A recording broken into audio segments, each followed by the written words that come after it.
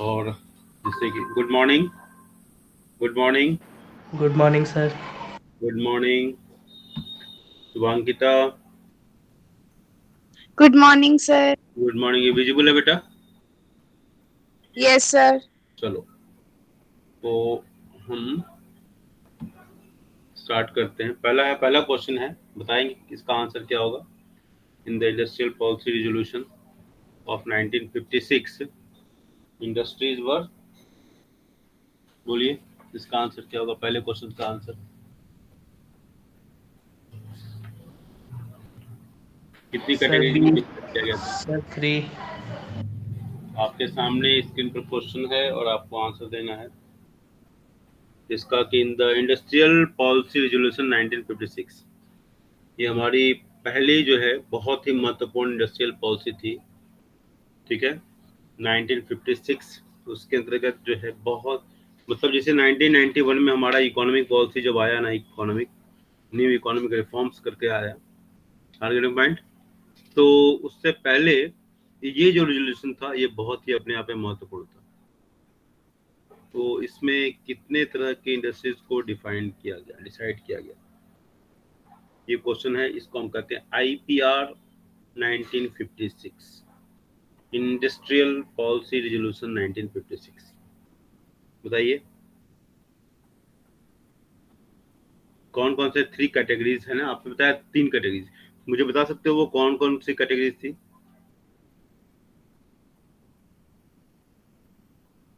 हाँ, कोई मुझे बताएगा? देखो, पहली कैटेगरी से नोट कर लेना। पहली कैटेगरीज क्या थी? जो कि पूरी तरह सरकार के हाथ में होगी। नोट डाउन, पहली कैटेगरी क्या थी? जो फुल्ली, तो क्या होगी, गवर्नमेंट के हाथ में थी। ठीक है, तो पहली बात तो ये हमारा आंसर क्या है, ये 3। हाँ वो 3 तो है। भाई क्यों नहीं हो रहा है? हाँ 3, ठीक है। लेकिन ये इसमें 3 कैटेगरी कौन कौन सी? पहला जो है सरकार के हाथ में पूरी तरह थी, ठीक है। दूसरी कैटेगरी क्या थी, बोलो, बोलिए। पहली कैटेगरी सरकार के जो गवर्नमेंट थी उसके पूरे हाथ में थी, जो हमारे सेंट्रल गवर्नमेंट है। फर्स्ट कैटेगरी इंडस्ट्री जो है उनके हाथ में, पूरी तरह सरकार के हाथ में होगी। सेकेंड कैटेगरी क्या थी? हाँ, जिसमें प्राइवेट सेक्टर भी कंट्रीब्यूट कर सकता था। Are you point? ठीक है, यस लेकिन सर। उसकी स्टार्टिंग की जो रिस्पॉन्सिबिलिटी थी वो स्टेट गवर्नमेंट की थी। I am just repeating, private sector can also supplement, ठीक है, but it is started by the government, state governments. ठीक है, स्टेट गवर्नमेंट मतलब स्टेट से, गवर्नमेंट मतलब सेंट्रल गवर्नमेंट, स्टेट गवर्नमेंट कोई भी हो सकता है। टारगेटिव पॉइंट। और तीसरी यस कैटेगरी क्या सर। थी? सर जो बाकी के इंडस्ट्रीज थे वो प्राइवेट सेक्टर में आती प्राइवेट थी। सेक्टर में, ठीक है। मतलब एक तो है कि एक तो गवर्नमेंट, सेंट्रल गवर्नमेंट में बार बार बोल रहा हूँ, एक तो गवर्नमेंट सेक्टर, दूसरा गवर्नमेंट और प्राइवेट दोनों, है ना, और तीसरा क्या है, फुल्ली प्राइवेट। तो 3 कैटेगरी समझ में आ गई। दूसरा क्वेश्चन क्या है, during India's first 7 5-year plans the government of India adopted dash policy to protect the domestic industries। कौन सी पॉलिसी अपनाई गई डोमेस्टिक इंडस्ट्रीज को करने के लिए? Sir B, option B. Option sir B, sir option import substitution. ठीक है, जो चीजें हम, सारी चीजें जो हम इंपोर्ट करते थे उसको हम सब्स्टिट्यूट करने लगे घर में बनाकर, हम राइट, इसी को कहते हैं इंपोर्ट सब्स्टिट्यूशन। अच्छा, 1991 में जो पॉलिसी अपनाई गई इंडस्ट्रियल पॉलिसी, उसमें किस बात को, अगर यही क्वेश्चन हम 1991 कर दें, फर्स्ट 7 5-year प्लान की जगह अगर हम ये कह दें कि 1991 में किस बात को फोकस किया गया, तो आपको क्या होगा, एक्सपोर्ट प्रमोशन पर फोकस किया गया। पहले की जो पॉलिसी थी ना वो इंपोर्ट सब्स्टिट्यूशन को फोकस किया, ठीक है। सेल्फ रिलायंस को, ये तो पॉलिसी का मैटर था, self reliance, growth, modernisation objectives थे हमारे पॉलिसी के, प्लानिंग के, उसका हिस्सा है सेल्फ रिलायंस। तो पहले हमने इंपोर्ट सब्स्टिट्यूशन पर फोकस किया और 1991 में हमने क्या फोकस किया, एक्सपोर्ट प्रमोशन पर। Is it okay? बोलो भाई। Yes sir. चलो नेक्स्ट हमारा है identify the correct sequence of alternatives given in column 2 by matching them with the respective terms in column 1। ठीक है, तो आइडेंटिफाई करना है करेक्ट सीक्वेंस क्या है। ठीक है, land ceiling, land reforms, green revolution, marketed surplus. ठीक है, इंक्रीज। ठीक है, ये आप land selling, land reforms, green revolution, marketed surplus, ये चीजें हम हैं। और इधर कॉलम 2 में हमारा क्या है, increase in production of goods grains using high yielding variety seeds, portion of agricultural produce sold in the market, fixing the maximum limit of the land holdings for an individual, change in the ownership of land to dealers। अब आपको आपके options हैं, आपको दिए हुए A B C D करके। आपको बताइए लैंड सीलिंग पहले एक करके ध्यान देते हैं। लैंड सीलिंग को हम किससे लिंक कर सकते हैं, कॉलम 2 में से लैंड सीलिंग को जल्दी बताएंगे। Sir land holding. हाँ, sir land holding for an individual के। कौन सा है? Sir third. Third, fixing the maximum limit of land holding for an individual. ठीक है, इसी लैंड सीलिंग है। ठीक है, लैंड सीलिंग एक्ट लाया गया था, किसी के पास जमीनें बहुत ज्यादा थी और किसी के पास जमीनें बिल्कुल नहीं थी, जो कि लैंड लेस थे। तो इसमें बैलेंस बनाने के लिए इस एक्ट को लाया गया था, जिससे हर व्यक्ति, क्योंकि उस समय इंडस्ट्रीज उतनी नहीं थी, हाँ, और लोगों को, सब लोग एग्रीकल्चर पर जाए तो लोग डिपेंड थे। लेकिन अब स्थिति बदल गई, अब लोगों को जॉब में रिजर्वेशन मिल गया और जो जिनके पास जमीनें थी उनकी जमीनें भी चली गई। तो अब सोसाइटी में कॉन्फ्लिक्ट ज्यादा दिखाई दे रहे हैं। ठीक है, इस वजह से कि जिनके पास जमीन थी उनकी लैंड सीलिंग में जमीनें चली गई और आरक्षण का सुविधा भी उनको नहीं मिला, क्योंकि वो सो कॉल्ड अपर क्लास से थे। और अब जो सो कॉल्ड लोअर क्लास में थे हैं लोग, उनको रिजर्वेशन ही मिल गया जॉब में। तो अब इस तरह का एक प्रेशर बहुत बढ़ रहा है सो कॉल्ड अपर क्लास में। तो ये मतलब ये कॉन्फ्लिक्ट बढ़ रही है सोसाइटी में, जो कि सोसाइटी के लिए अच्छी बात नहीं है। नेक्स्ट हमारा लैंड रिफॉर्म। लैंड रिफॉर्म्स को किस में जोड़ेंगे आप? लैंड रिफॉर्म्स को जल्दी। सर ऑप्शन फोर्थ में, change in option 4, the. Very good, change in the ownership of land to tillers. ठीक है, जिसमें लैंड रिफॉर्म्स के अंतर्गत जो वास्तव में जमीन जो खेती कर रहा है, जो एग्रीकल्चर काम कर रहा है, जो टिलिंग का वर्क कर रहा है, प्लॉइंग कर रहा है, हार्वेस्टिंग कर रहा है, जो भी है, मतलब एग्रीकल्चर रिलेटेड एक्टिविटीज है, जो वास्तव में कर रहा है, उसको उसका अधिकार मिलना चाहिए। ऐसा सरकार ने प्रोविजन किया, जिससे कि वास्तव में जमीन से जिनका जुड़ाव है, जिससे देखो अपनी जमीन होती है ना तो हम उसके लिए अलग एफर्ट करते हैं, दूसरे की जमीन होती है ना तो मालूम है इसका एक हिस्सा हमको दे देना है, तो हमारे थोड़ा सा एफर्ट में कंजूसी हो जाती है। तो इस वजह से सरकार ने ये सोचा। वैसे भारत में जो भी सरकारें बनी वो बहुत प्लान्ड होके देश को आगे बढ़ाने का, जैसे चाइना का जैसे अप्रोच है या विजन बहुत बड़ा हो, ऐसा देखने को नहीं मिलता है। एक दो प्राइम मिनिस्टर, एक दो इस तरह के लोग हैं जो कि उन्होंने इस तरह के बहुत ही सोच समझ के निर्णय लिया हो, लेकिन वैसे क्या पॉलिटिक्स हमारे यहाँ बहुत ज्यादा डर्टी पॉलिटिक्स की वजह से वो रिजल्ट नहीं आ पाया ठीक किसी भी पॉलिसीज में। Change in the ownership of land, ठीक है, लैंड टिलर्स, तो लैंड रिफॉर्म्स का उससे संबंध है। ग्रीन रेवोल्यूशन, जल्दी फास्ट, इतना टाइम नहीं लगना चाहिए कोशिश सर ग्रीन रेवोल्यूशन का तो फर्स्ट होगा, इंक्रीज इन हाँ, increase in the production. Production of food grains using high yielding variety seeds. Okay, Shubhankita agree हो ना बेटा? Marketed surplus, Shubhankita, marketed Yes, surplus. Sir ये थर्ड हो। एक थर्ड तो हो चुका है बेटा, इस क्लास में नहीं हो क्या? हाँ, अभी सारा कुछ तो हो ही गया, इसके बाद थर्ड क्यों बोल रही हो आप? बोलो। ये हमने लैंड सेलिंग किसमें किया? फिक्सिंग इसको किया। ग्रीन रेवोल्यूशन तो ये किया। लैंड रिफॉर्म्स इसको किया हमने। तो बचा क्या? इसमें तो कुछ भी क्वेश्चन में नहीं था। अब तो यही बचा, portion of agriculture produce sold in the market, marketed surplus. जो भी हम प्रोडक्शन करते हैं उसका जो सरप्लस होता है, बच जाता है, वो हम कहाँ बेचते हैं? वो मार्केट में बेचते हैं।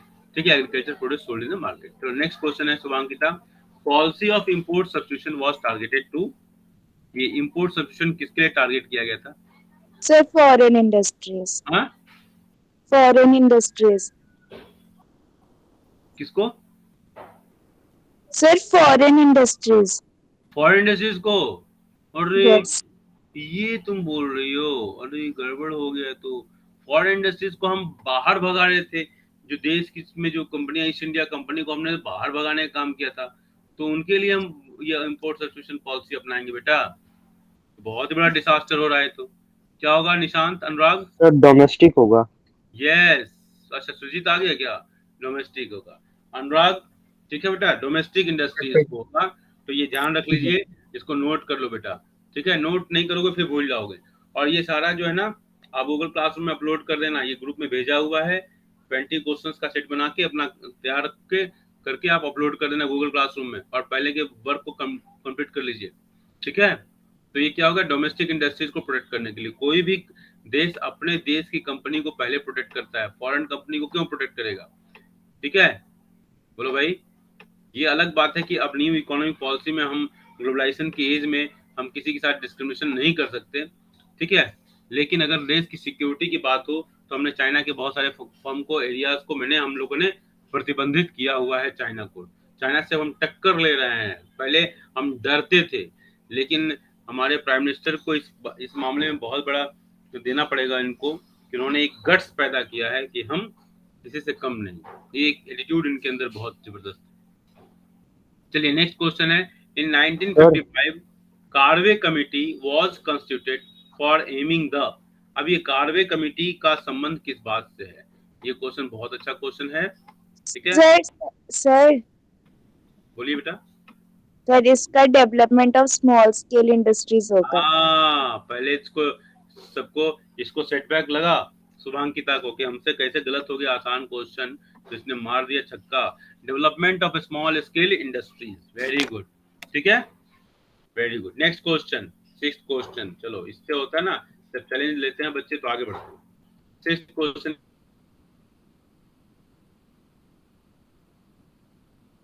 क्या है? ग्रोथ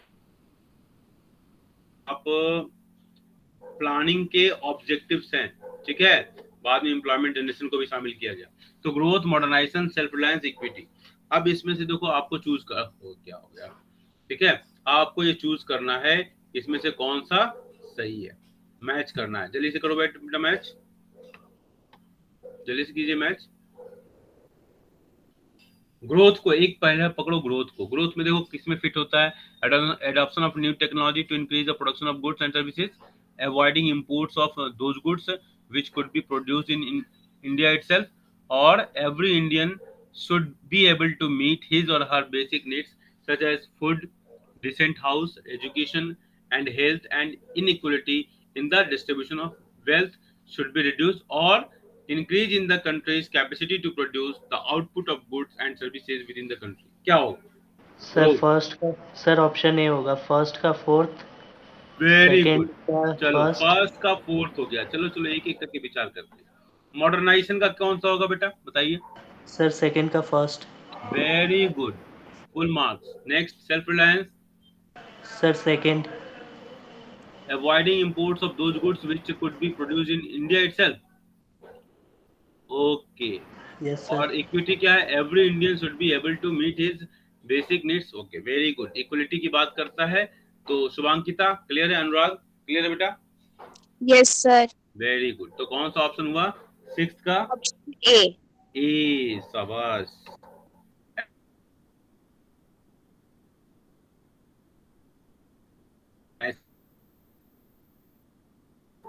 लेकिन ठीक है, अच्छा है। अरे सर आपकी आवाज ब्रेक हो रही है। मेरी आवाज ब्रेक हो रही है अभी भी? अभी नहीं सर, आपने इससे पहले क्या बोला कुछ समझ भी नहीं आया। चलो ठीक है, अच्छा है, मेहनत कर रहे हो, बस यही मैं कह रहा हूँ, ठीक है,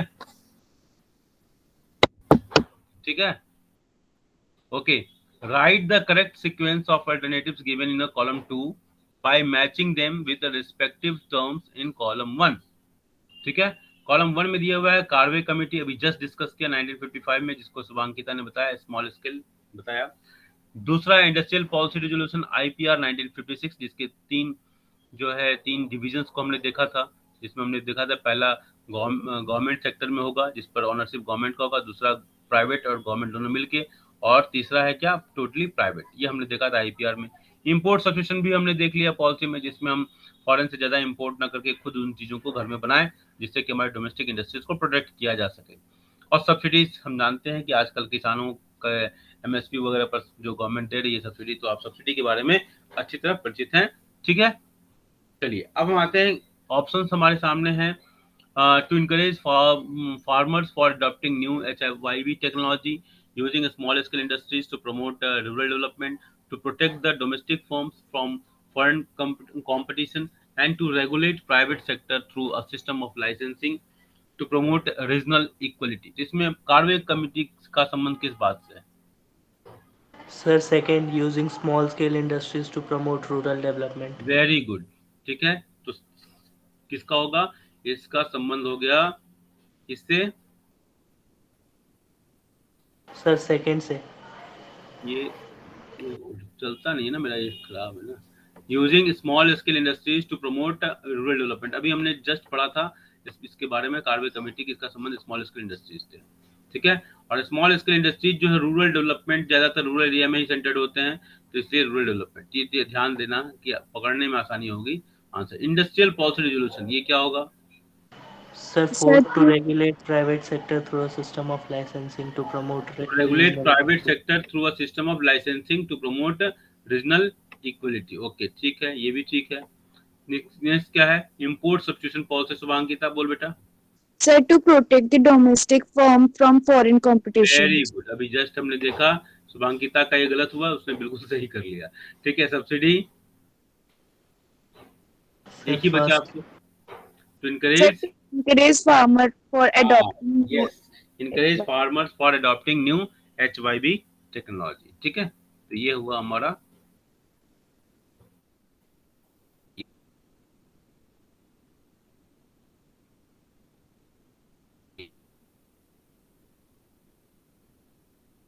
choose the correct, ठीक है।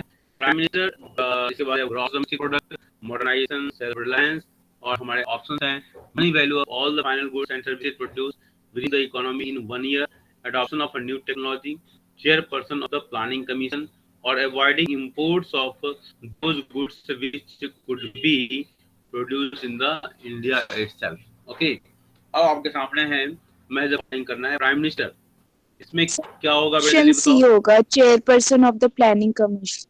Very good Shubhankita, very actively and बहुत कम समय में आपने आंसर दिया। ग्रॉस डोमेस्टिक प्रोडक्ट क्या है? Sir, A. जल्दी बहुत आसान। Sir, A. A, okay. अरे ये तो मार दिया, राफेल की तरह मार दिया मैंने।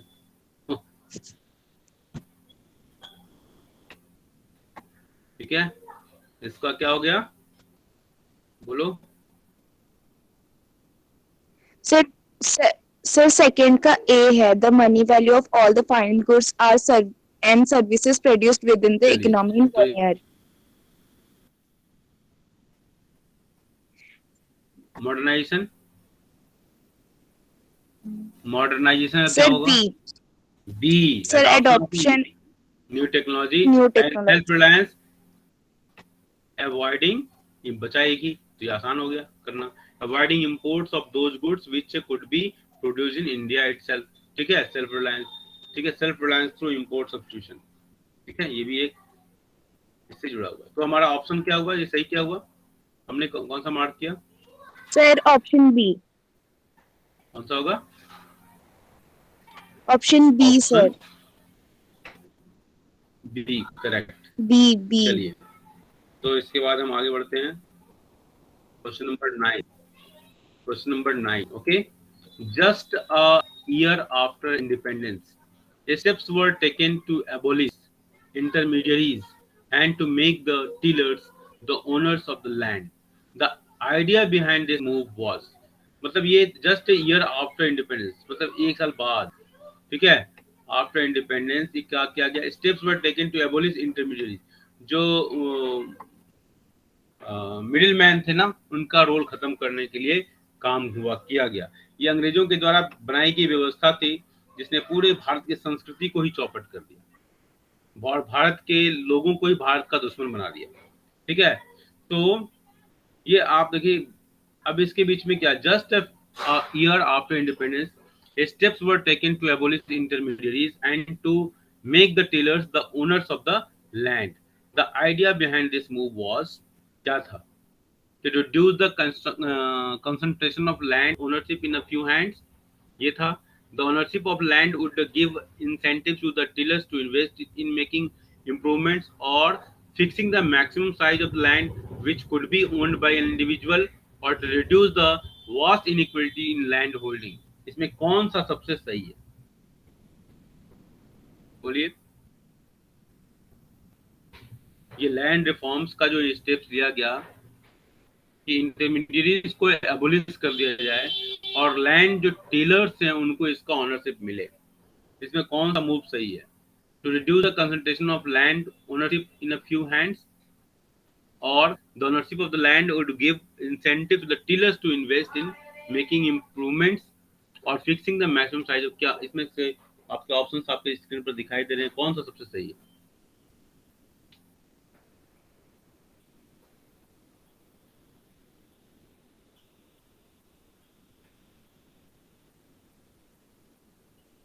बोलिए।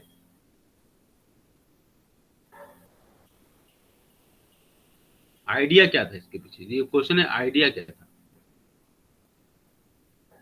देखो, लैंड सीलिंग जो था ना, इसका संबंध इससे है, समझ रहे हो, और इस fixing the maximum size of land which could be owned by the individual, ये है, ये दोनों का संबंध देखो लैंड सीलिंग से दिखाई दे रहा है।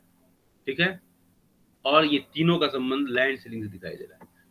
आर्गेनो पॉइंट, निशांत, अनुराग, Yes, sir.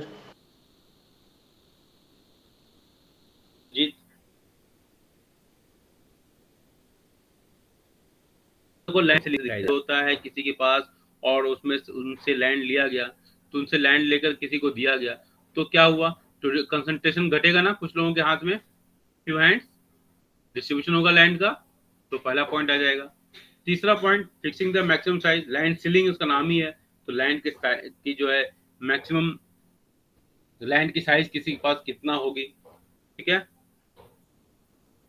बोलो, 10 एकड़, 20 एकड़, 50 एकड़, 100 एकड़, कितना होना चाहिए? Reduce the vast inequality of the land holding, और लैंड के बीच में जो होल्डिंग में जो इनइक्वलिटी है, किसी के पास बहुत ज्यादा लैंड है, किसी के पास बिल्कुल नहीं है, तो ये जो लैंड होल्डिंग से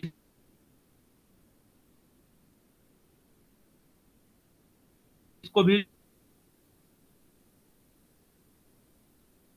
of the land give incentive to the dealers to invest in making improvements. ठीक है, यही आपका ऑप्शन। अगले पॉइंट बोलो भाई, शुभांकिता, निशांत। Yes, sir. ठीक है,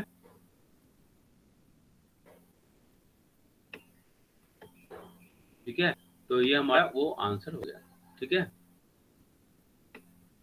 next, which of the following is not included in the land reforms. अब लैंड रिफॉर्म्स में कौन सा नहीं है, इसमें पहले इस तरह क्वेश्चन में ना तुरंत अंडरलाइन कर लिया करो, इस तरह का, इससे कंफ्यूजन होता है। हमारे ध्यान में क्या चला जाता है, which of the following is included in the land reforms, ऐसे चला जाता है।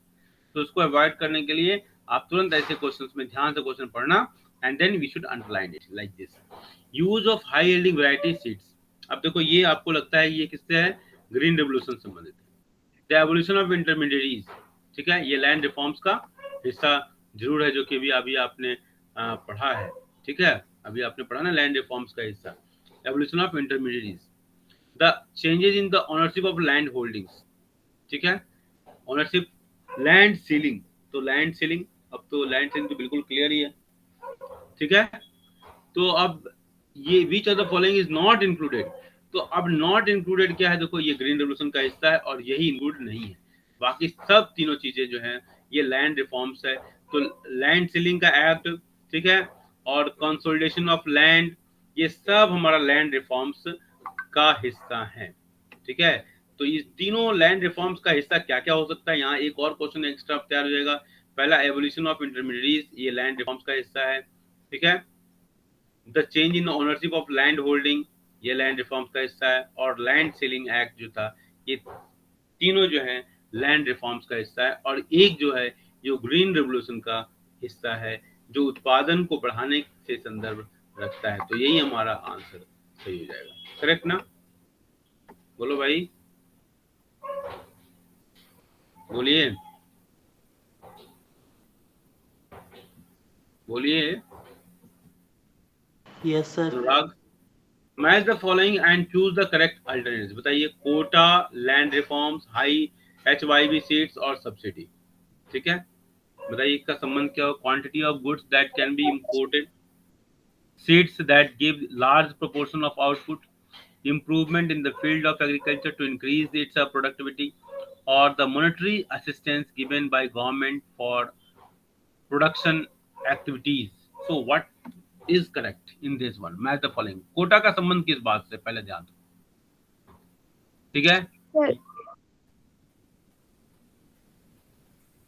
Sir, A, quantity of goods that can be imported. Okay, ठीक है, very good. Quantity of goods that can, quota एक लिमिटेड क्वांटिटी जो है वो रिस्ट्रिक्शन पे लगाया जाता है, ठीक है? कोटा एंड परमिट राज हम पढ़ाया करते हैं। तो कोटा क्या है? Quantity of good can be imported, मतलब ज्यादा नहीं कर सकते हम। कोटा होता था, ठीक है, कि MRTP एक एक्ट था, monopolistic and restrictive trade practices act 1969, ठीक है? तो इसके तहत जो है कंपनियों के ऊपर एक लिमिटेशन था कि आप ज्यादा से ज्यादा चीजें इंपोर्ट ना कर लें, जिससे कि मार्केट में आपकी मोनोपोली हो, और मोनोपोली से कुछ इंडस्ट्रीज को नुकसान हो जाता है और कंज्यूमर को भी नुकसान होता है। लैंड रिफॉर्म का संबंध अभी अभी आपने देखा किस चीज से संबंधित है?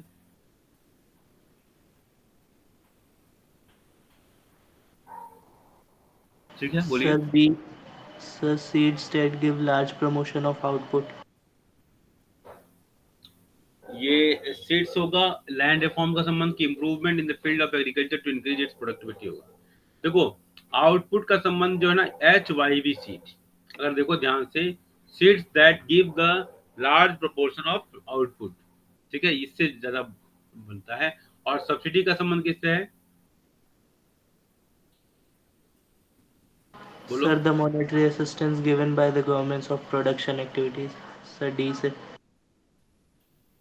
फोर्थ का subsidy, the monetary assistance, very good. अब इसी पर तो लड़ाई हो रही है किसान आंदोलन में, ठीक है? Monetary assistance given by government for production activities, ठीक है, ये हमारा क्या है? सब्सिडी है। तो हमारा बचा क्या, जो कंफ्यूजन आपको हो सकता है? तो land reforms, improvement in the field of agriculture to increase its productivity. इससे पहले के भी अगर क्वेश्चन आपने देखे, तो हमारा उद्देश्य क्या है? जो भी हमने किया उसका उद्देश्य क्या है? एवोल्यूशन ऑफ इंटरमीडिएरीज करने के पीछे उद्देश्य क्या है? Change in ownership of land holdings और लैंड सीलिंग, इन सब के उद्देश्य क्या है? हमारा एग्रीकल्चर का प्रोडक्शन बढ़ाना है, जो कि that ownership of land would give incentive to the tillers to invest in making improvement, ठीक है? इसको क्यों इम्प्रूवमेंट करना है? क्योंकि वो एग्रीकल्चर का प्रोडक्शन बढ़ाना चाहते हैं, इसलिए। तो यही ऑब्जेक्टिव है हमारा मेन, ठीक है? बोलिए Yes, sir. बोलिए बेटा, बोलो भाई, Yes, sir. समझ में आ रहा है? Yes, sir. चलिए, तो चलिए, ये बार बार ऊपर चला जाता है मेरा पेन, इसलिए नीचे आने में टाइम लगता है। Okay, next question, the annual growth rate of industrial sector during 1950 से 1990, ठीक है? ये क्वेश्चन, इस तरह के क्वेश्चन टफ बन जाएंगे क्योंकि छोटे छोटे डाटाज हैं। The annual growth rate of the industrial sector during 1950 से 1990 से कितना था? 1950 से लेकर 1990 के बीच में कितना ग्रोथ रेट रहा? ये क्वेश्चन है, ठीक है? अब आपके ऑप्शन है 5%, 6%, 8% और 10%। Sir, 6%. हम्म, Sir, 6%. 6%, इसको याद रखिएगा। 6% एवरेज ग्रोथ रेट रहा, जो कि बहुत ही कम माना जाएगा। अगर हम चाइना से तुलना करें तो ये ग्रोथ रेट बहुत ही कम था हमारा, ठीक है? तो 1950 से 1990 तक, ठीक है? इसमें एक पहले लॉन्ग आंसर क्वेश्चन आता था, कि एक क्वेश्चन आता था कि the progress of Indian economy during the first 5 year plans were impressive indeed. Do you agree with the given statement? Give valid reasons in support of your answer. ठीक है, इसके ये क्वेश्चन एक लॉन्ग आंसर 6 मार्क्स का question आता था, तो उसमें हम लोग बताते थे कि इसमें पहले तो पॉजिटिव लिखना है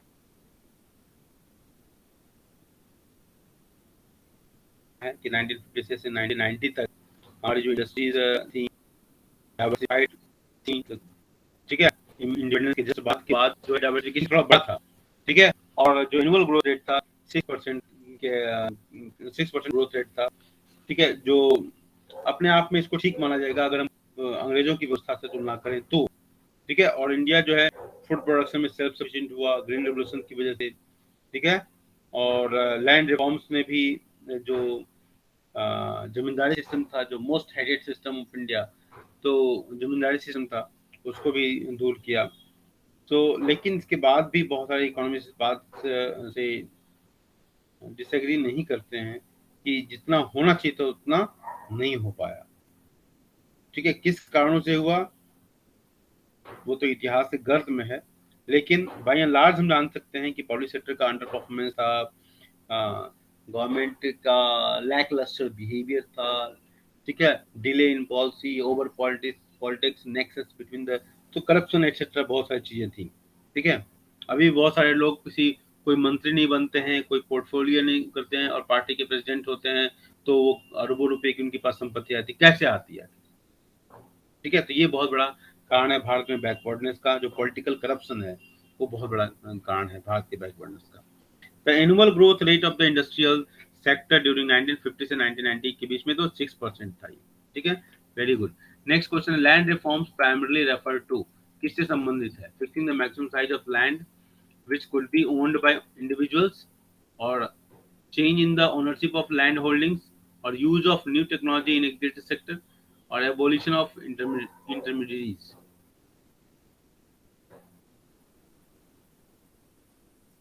लैंड रिफॉर्म्स का प्राइमरी कंसर्न क्या था? बोलिए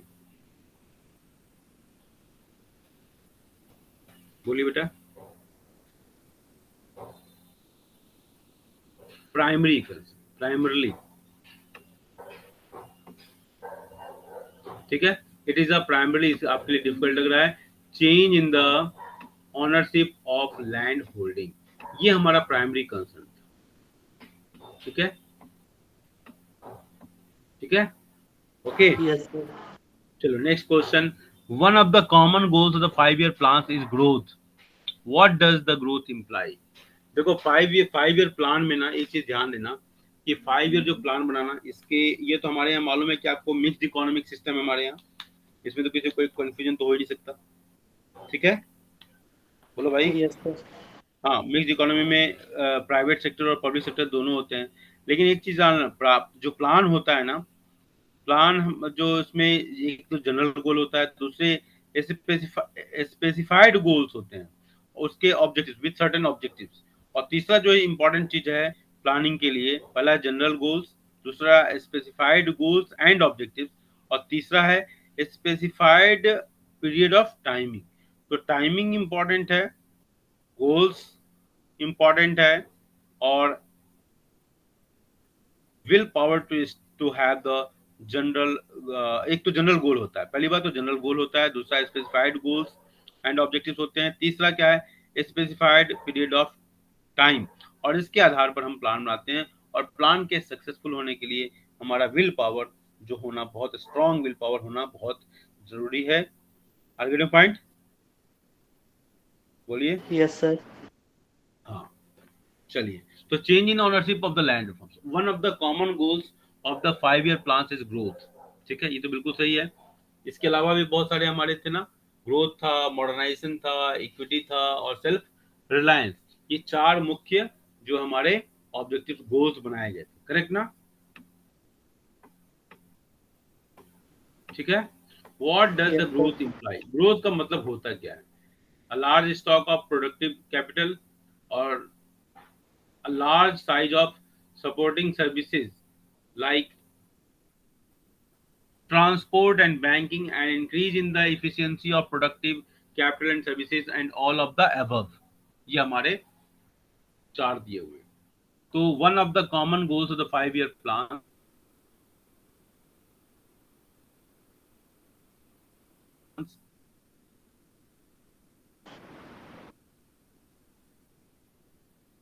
large stock of productive capital. D. Sir, option A होगा. D. One of the common goals of the 5-year plan is growth.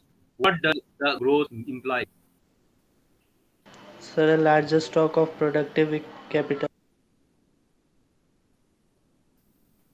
बोलिए. Sir, क्या option A, a larger stock of productive capital. देखो, हाँ, goals of the 5-year plans, one of the common goals of the 5-year plan is growth. What does the growth imply? A large stock of productive capital. Very good, ये तो बिल्कुल सही है. लेकिन ये भी साथ में देखना होगा कि बाकी जो क्या गलत है क्या. A large size of supporting services. ठीक है, सपोर्टिंग सर्विसेज, ये ट्रांसपोर्ट. ग्रोथ का मतलब क्या हो रहा है? जो क्वांटिटिव चेंज. ग्रोथ का मतलब क्या होता है? क्वांटिटिव चेंज, क्वांटिटी में परिवर्तन. मतलब पिछले साल आप जितने थे उससे बढ़ गए. ठीक है, चाहे वो प्रोडक्शन हो, एग्रीकल्चर सेक्टर हो, चाहे कोई भी सेक्टर हो, प्राइमरी, सेकेंडरी और टर्सरी. तो सपोर्टिंग सर्विसेज, सर्विसेज की बात हो गई यहाँ पर, तो ये सेकेंडरी सेक्टर की बात हो गई, सॉरी टर्सरी सेक्टर की बात हो गई. करेक्ट ना? And increase in the efficiency और प्रोडक्टिव कैपिटल. ठीक है, ठीक है, ये प्रोडक्टिव कैपिटल मतलब इन्वेस्टमेंट ज्यादा हो रहा है. ठीक है, आर्गेटिव पॉइंट. Yes, sir. आर्गेटिव पॉइंट. हाँ, तो ये सब हमारे इसमें सही हो जाएंगे. All of the above. Correct ना? ठीक है. Yes, sir. चलो, the first 7 5-year plans gave importance to self reliance because, अभी इससे क्वेश्चन आया था संबंधित कि सेल्फ रिलायंस को फोकस किया गया. क्यों? It was considered a necessity in order to reduce our dependence on foreign countries, especially for food. Next, people who were recently freed from foreign domination should give importance to self-reliance. It was feared that dependence on imported food supply, foreign technology, and foreign capital may make India's sovereignty vulnerable to foreign interference in our policy. मतलब वही east India company की self की वापसी हो जाएगी. और all of the above कौन सा सही होगा? सर सर जो ये 5 ईयर प्लान है सर, ये कौन से ईयर्स में था? कौन 7 5-year प्लान? अरे Yes, sir. फर्स्ट देखो, ये 7 5-year प्लान का मतलब है ना कि जब से स्टार्ट हुआ ना तब से की बात हो रही है कि हमने जब से स्टार्ट किया और साथ में प्लान तक. ठीक है, हमने किस चीज को प्रायोरिटी दी, हमने किन किन मुद्दों पर इसको अपने जो भी हमने प्लान बनाया, हमने किस पर फोकस किया, इसकी बात हो रही है. Get point? Get point? मतलब हमारा अगर ये कहा जाए कि हम जो 1991 में जो इकोनॉमिक रिफॉर्म्स हमने किया, वो तो कहीं ना कहीं हमारे पूर्व की जो प्लानिंग थी उस प्लानिंग में कहीं ना कहीं खामियां आ गई. Get point? बोलिए. Yes, sir. Yes, sir. तो उसकी बात हो रही है. सर और इसमें फिर कौन, सर ये कब स्टार्ट हुआ था? 1991 में हुआ था क्या सर ये स्टार्ट? क्या 7 five year plan sir. 7th 5-year plan? Yes sir. 7th देखो, पहला प्लान कब था बताओ? 1951 से 1956 सर. देखो पहले प्लान में ही कंफ्यूजन होने लगा. बोलो. Yes sir. बोलो. पहला प्लान हमारा क्या था? पहला 1950 में हमारे प्लानिंग कमीशन को बनाया गया था, और 51 to 56, 56 to 61. ठीक है, 61 to 66 होना था, 62 में वॉर हो गया तो उसमें एनुअल प्लान्स आ गए. ठीक है, आर्गेटिव पॉइंट. बोलो. Yes sir. समझ में आई बात? इसके बाद Yes, sir. हमारा हाँ, क्या कोई कंफ्यूजन?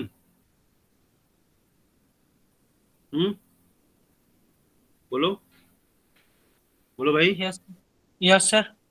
ठीक है, तो 66 से 69 जो हमारा जो एनुअल प्लान जिसको हम प्लान हॉलीडे कहते हैं वो हो गया। करेक्ट ना? लिख भी लेना, अगर लिखना हो तो लिख भी लेना, नहीं मतलब लिख लोगे तो ज्यादा ही अच्छा है बेटा। प्लान हॉलीडे हो गया। फिर इसके बाद हमारा कौन सा प्लान आ गया? 51 टू 56 है, 56 टू 61, 61 टू 66। ठीक है, इसके बाद हमारा प्लान हॉलीडे हो गया 66 टू 69, ये प्लान हॉलीडे बन गया। फोर्थ प्लान हमारा हो गया 69 टू 74। फिफ्थ प्लान हो गया 74 टू 78। करेक्ट? फिफ्थ प्लान क्या हुआ? 74 टू 78। फिर इसके बाद रोलिंग प्लान करके आया, मतलब फिर वहां भी डिस्टर्बेंस हुआ, प्लान जो इकोनॉमिक क्राइसिस थोड़ी हो गई उसकी वजह से, तो 1978 टू 1978 टू 1980 ये हमारा रोलिंग प्लान बन गया। सिक्स्थ प्लान हो गया हमारा 80 टू 85, और सेवेंथ प्लान हो गया हमारा 85 टू 90।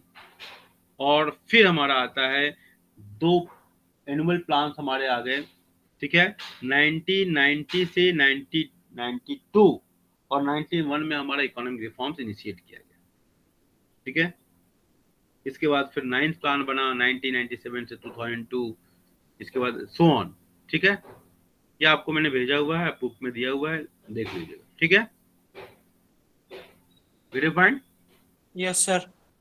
ठीक है, तो फर्स्ट सेवेंथ प्लान एंड होता है 1990 में, और इसी के बाद हमारा इकोनॉमिक रिफॉर्म्स आता है 1991 का। तो first 7 5 year plans gave importance to self reliance. उन्होंने सेल्फ रिलायंस को प्राथमिकता दी, and it was considered necessary to in order to reduce. अब ये सेल्फ रिलायंस के बारे में बताया जा रहा है कि क्यों सेल्फ रिलायंस जरूरी था। तो it was considered necessary in order to reduce our dependence on foreign countries, specially for food. People who were recently freed from foreign domination should give importance to self-reliance.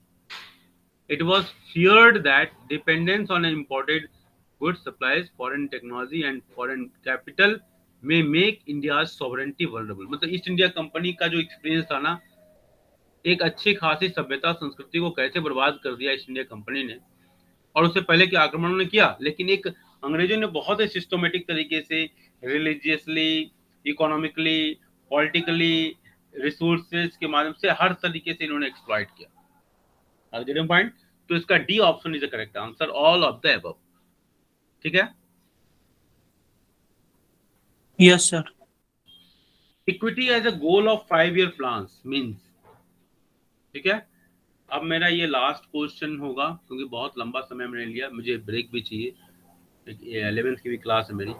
तो equity as a goal of 5 year plans means, इसका मतलब क्या हुआ? पहला बताइए option. पहला option है to ensure that the benefits of economic prosperity reach the poor sections as well as instead of being enjoyed only by the rich. Next, inequality in the distribution of wealth should be reduced. Both A and B or women should have the same rights as men. Equity. Equity का मतलब क्या हुआ? Both A and B. Both A and B to ensure that the benefits of economic prosperity reach the poor sections as well as instead of being enjoyed only by the rich. मतलब गरीब और अमीर के बीच की जो खाई है वो बढ़ती जाए, वो कम होती जाए, पहला। दूसरा है inequality in the distribution of wealth, इसलिए मनरेगा जैसी स्कीम है, उज्ज्वला जैसी स्कीम है, गवर्नमेंट के द्वारा चलाई जाती है।